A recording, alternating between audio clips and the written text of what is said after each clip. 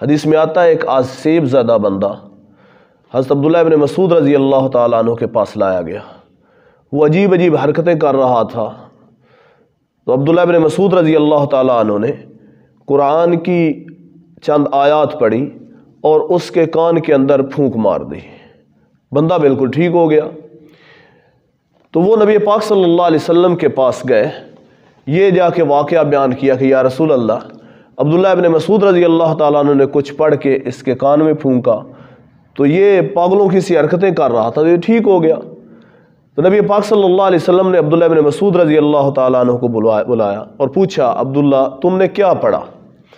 تو عبداللہ ابن مسعود رضی اللہ تعالیٰ عنہ نے فرمایا، یا رسول اللہ یہ پڑھا تھا، افحسبتم انما خلقناکم عبثا وانکم الینا لا ترجعون فتعال اللہ الملک الحق لا الہ الا هو رب العرش الکریم ومن يدع مع اللہ الہا آخر لا برہان له به فانما حسابه عند ربه انه لا يفلح الکافرون.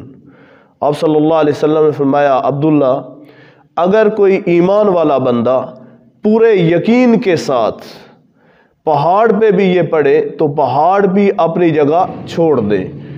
تو آصف زدہ کے کان میں پڑھنے سے اگر اس کے اندر جن ہوگا تو اس دعا کی برکت سے، ان آیات کی برکت سے اللہ جل شانہ اس جن کو جلا کے راکھ کر دیں گے.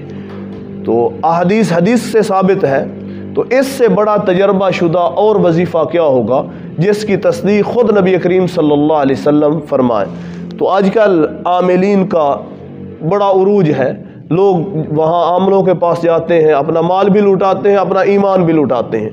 تو ان آیات کا اہتمام کیا جائے. اگر کوئی ایسا مسئلہ بن جائے تو اس کے کان کے اندر پھونک دو یقین کے ساتھ. وہ جن اگر اس کے اندر جن ہوا اور وہ اس کو نہیں چھوڑ رہا ہوگا، ضدی ہوگا، تو اللہ اس کو جلا کے راکھ کر دیں گے اور ہمیشہ کے لیے اس سے جان چھوٹ جائے گی.